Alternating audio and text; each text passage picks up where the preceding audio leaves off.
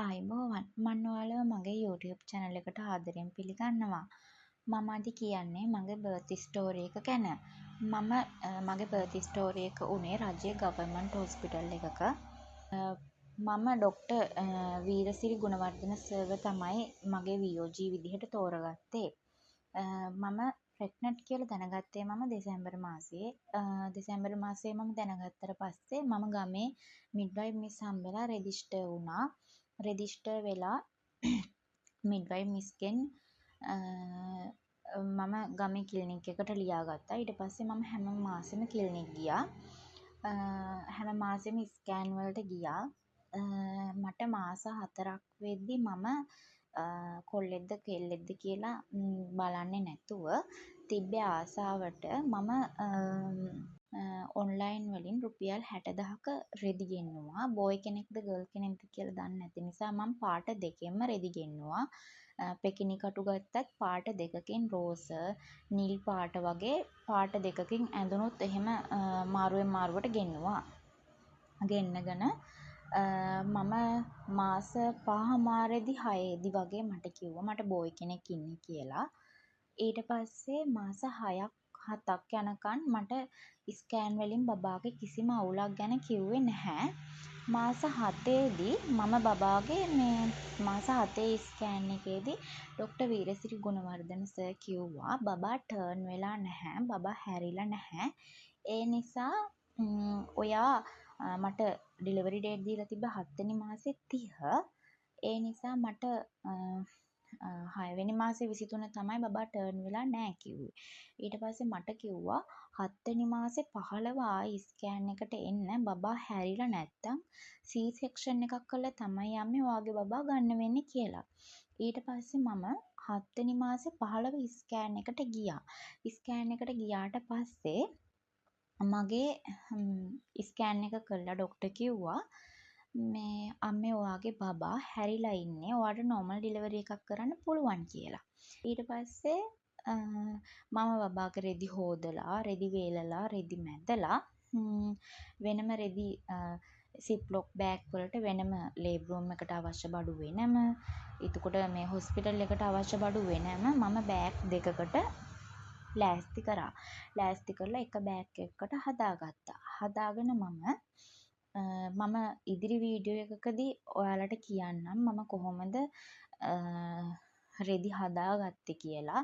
Ziplock bag වලට labour room එකට අවශ්‍ය උනේ මොනවද, අනවශ්‍ය උනේ මොනවද කියලා මම ඉදිරි වීඩියෝ වලදී ඔයාලට කියන්නම්.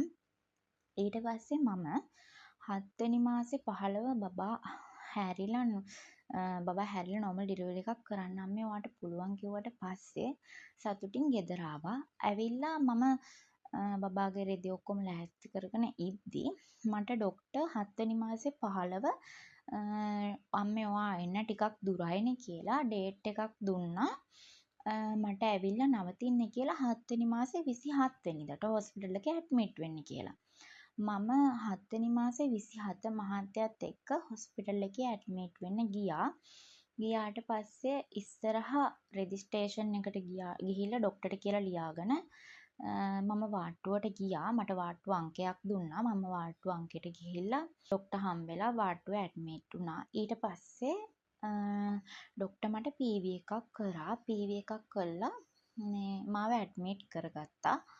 ඊට පස්සේ 27 වෙනිදා දවසේ එහෙම ගියා. 28 වෙනිදා උදේ ඩොක්ටර් කෙනෙක් ඇවිල්ලා PV එකක් කරා. ඊට පස්සේ ඩොක්ටර් කිව්වා අම්මේ ඔයාට දවල්ට අමාරු වෙන බට දානවා කියලා. ඊට පස්සේ මට 28 වෙනිදා දවල් මට දැම්මා. 28 වෙනිදා දවල් මට දැම්මට පස්සේ හොඳට ඇවිදින්න කිව්වා. බටේ වැටෙනකන් හොඳට ඇවිදින්න කිව්වා. ඊට පස්සේ අමාරු වෙනවා කියලා. ඊට පස්සේ මම වටේ වැටෙනකන් හොඳට ඇවිද්දා. 28 වෙනිදා හවස් වෙනකම්ම මම ඇවිද්දා. ඒ කොච්චර ඇවිද්දත් මට බටේ වැටුන්නේ නැහැ. මට හවස් වෙද්දි කලන්තේ වගේ ආවා. කලන්තේ වගේ ආපු නිසා මම කිව්වා එතන හිටපු මිස් කෙනෙක්ට මම කිව්වා මිස් මට කලන්තේ වගේ කියලා. ඊට පස්සේ ඒ මිස් කිව්වා අම්මේ නම් ඔයා වම් පැත්තට පොඩ්ඩක් හාන්සි වෙන්න කියලා. මම ඊට පස්සේ වම් පැත්තට පොඩ්ඩක් හාන්සි වුණා. හාන්සි වුණාට පස්සේ මම වම් පැත්තට හාන්සි වෙලා ටිකක් වෙලා ඉඳලා මට හොඳටම නිින්ද ගිහිල්ලා. මං ඇහැරුණාට පස්සේ මේ ඇඳේ ලේ ගොඩක් තිබ්බා. මම ඊට පස්සේ වොෂ්රූම් එකට ගිහලා හොදලා මිස් කෙනෙකුට කිව්වට පස්සේ ඒ මිස් බලලා කිව්වා අම්මේ ඔයාගේ බටෙන් තමයි ලේ ගිහින් තියෙන්නේ කියලා. ඊට පස්සේ මගේ බටෙන් ලේ ගිහිල්ලා තියෙන නිසා බටේ චුට්ටක් උඩට කරලා ප්ලාස්ටර් එකක් ඇලෙව්වා. අලවලා 28 වෙනිදා දවසත් එහෙමම ගියා. 29 වෙනිදා දවසම හිටියා. මම මිස්ට කිව්වා මේ කොච්චර ඇවිද්දත් බටේ වැටෙන්නේ නැහැ. බටේ ගලවන්න කියලා. ඒත් එයාලා බටේ ගැලවුවේ නැහැ. 29 වෙනිදා දවසේම මම බටෙත් එක්කම හිටියා. මට අමාරුණත් නැතත් 29 වෙනිදා රෑ එළි වෙනකම් මට කන්න එපා කිව්වා. මොකද මට 30 වෙනිදා මාව ලේබ් රූම් එකට දානවා කිව්වා. මට අමාරුණත් නැත. ඊට පස්සේ මම 30 වෙනිදා ලේබ් රූම් එකට දැම්මා. 29 වෙනිදා රෑ එළි වෙනකම් මට ආහාර ගන්න එපා කිව්වා. මොකද මට අමාරුණත් නැතත් 30 වෙනිදා මාව ලේබ් රූම් එකට දානවා කිව්වා. ඒක නිසා මම 29 වෙනිදා රෑ එළි වෙනකම් නිරාහාරව හිටියා. මට දවස් දෙකක් බට දාලානේ තිබ්බේ. ඒක නිසා 30 වෙනිදා පාන්දර 4ට වොෂ්රූම් එකට ගිහිල්ලා මම ලේබ් රූම් යන්න ලෑස්ති වෙද්දි මට වතුර වගේ ගොඩක් යනවා දැනුණා. ඊට පස්සේ මම දැනගත්තා මගේ වෝටර් බෑග් එක ඩැමේජ් වෙලා කියලා. ඊට පස්සේ මම මිස් කෙනෙකුට ගිහින් කිව්වා මිස් මගේ වෝටර් බෑග් එක ඩැමේජ් වෙලා කියලා. ඊට පස්සේ මිස් ඇඳේ හාන්සි වෙන්න කිව්වා. ඇඳේ හාන්සි වෙලා ડોක්ටර් කෙනෙක් ඇවිල්ලා බලලා ඔව් වෝටර් බෑග් එක ඩැමේජ් වෙලා මෙයාව ලේබ් රූම් එකට දාන්න කිව්වා. හස්බන්ඩ්ට තමයි මැසේජ් එකක් දැම්මේ මේ ඔයා උදේ පාන්දර හොස්පිටල් එකට එන්න එපා. මාව ලේබ් රූම් එකට දායි දවල්ටම එන්න කියලා. ඊට පස්සේ මාව ලේබ් රූම් එකට දැම්මට පස්සේ ડોක්ටර් කෙනෙක් ආවා ලේබ් රූම් එකට. ඇවිල්ලා වතුර ඔක්කොම අත දාලා අයින් කරා. අයින් කරලා ඊට පස්සේ ටිකක් වෙලා එහෙම්මම ඒ ડોක්ටර් ගියා. ගියාට පස්සේ මට ආයේ ડોක්ටර් කිව්වා මට සින්ටෝ දෙන්න කියලා අමාරු වෙන්න. එක පැත්තකට සින්ටෝ දීලා අනිත් අතට බෙහෙත් එකක් විද්දා. සේලයින් එකකුත් අනිත් අතට දුන්නා. අනිත් අතට සේලයින් එක දීලා මේ පැත්තේ අතට සින්ටෝ දුන්නා. දීලා කිව්වා අම්මේ එපරෝල් එකක් දෙනවා කොන්දට. එපරෝල් එක දුන්නාට පස්සේ ඔයාගේ වේදනාව අඩු වෙයි. ඔයා කැමති නම් අස්සම් කරන්න කිව්වා.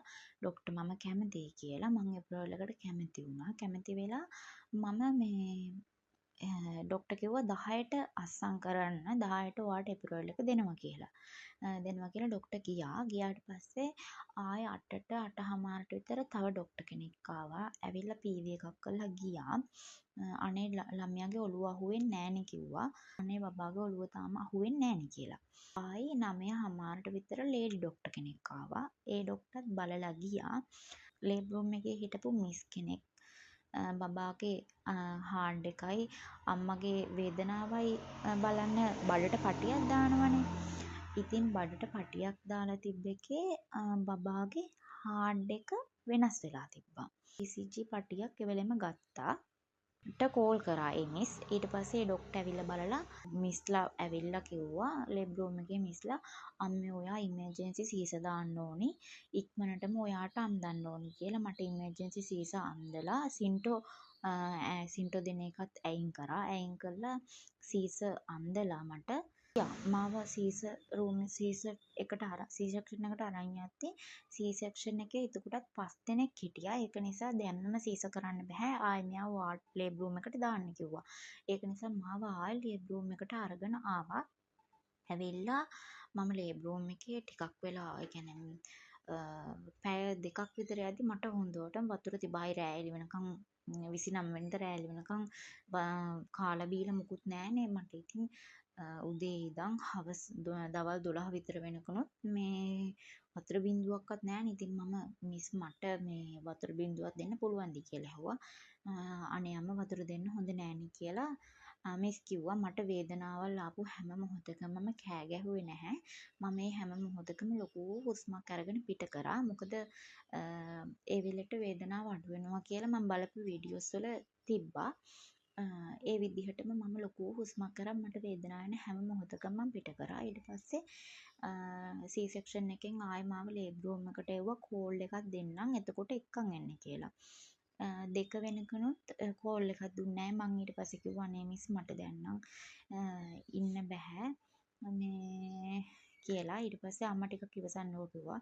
ඊට පස්සේ 2:00ට මාව ලේබර් රූම් C section එකට අරන් ගියා. ඊට පස්සේ C section එකට මාව අරන් ගියාට පස්සේ එයාලා මේ කිව්වා මේ එතන සීස 5 දෙනෙක් හිටපු නිසා දැන් මම සීස එකට ගන්න බෑ. මෙයා වෝඩ් මේ ආයෙ ලේබර් රූම් එකට අරන් යන්න කියලා. මේ මාව ලේබර් රූම් එකෙන් එළියට ගද්දිම හස්බන්ඩ්ගේ අම්මයි එළියේ හිටියා. ඊට පස්සේ C section එකට මං ආයෙ ලේබර් රූම් එකට දාලා 2:10ට 2:20ට වගේ තමයි ආයෙ මාව C section එකට අරන් ගියේ. අරන් ගියාට පස්සේ මට කොට්ටයක් දුන්නා මෙහෙම බදා ගන්න කියලා. ඉස්සරහට තියලා මෙහෙම බදා ගන්න කියලා කොට්ටයක් දුන්නා. ඊට පස්සේ මම ඒක බදාගත්තා. බදාගත්තට පස්සේ හෙලවෙන්න එපා කිව්වා කොන්දට ඉන්ජෙක්ෂන් එකක් ගහනවා කියලා. ඊට පස්සේ මේ මම කලින් ඒ කොන්දට ගහන එක ගොඩක් වේදනයි කියලා අහලා තිබ්බා.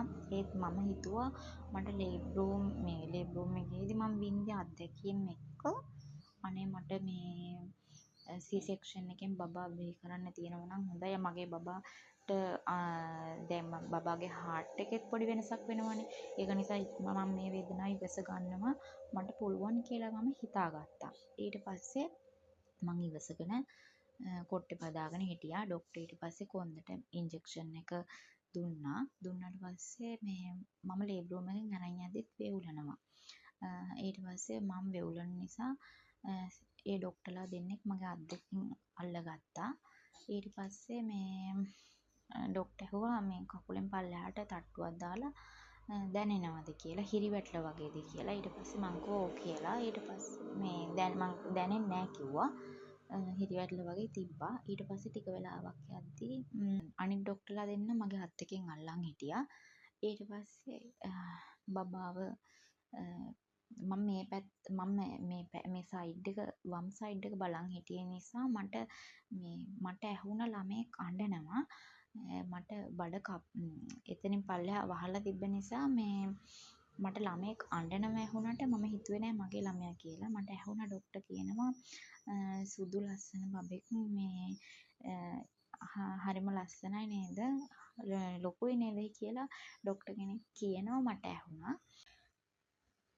මගේ ඩෙලිවරි එක වුණා. මගේ ඩෙලිවරි එකෙන් පස්සේ මම සතියක කාලයක් හොස්පිටල් ගත කරන්න වුණා. ඒ උනේ ඇයි මොකක් නිසාද බබාට මොකද උනේ කියලා ඊළඟ වීඩියෝ එකකින් හමු වෙමු.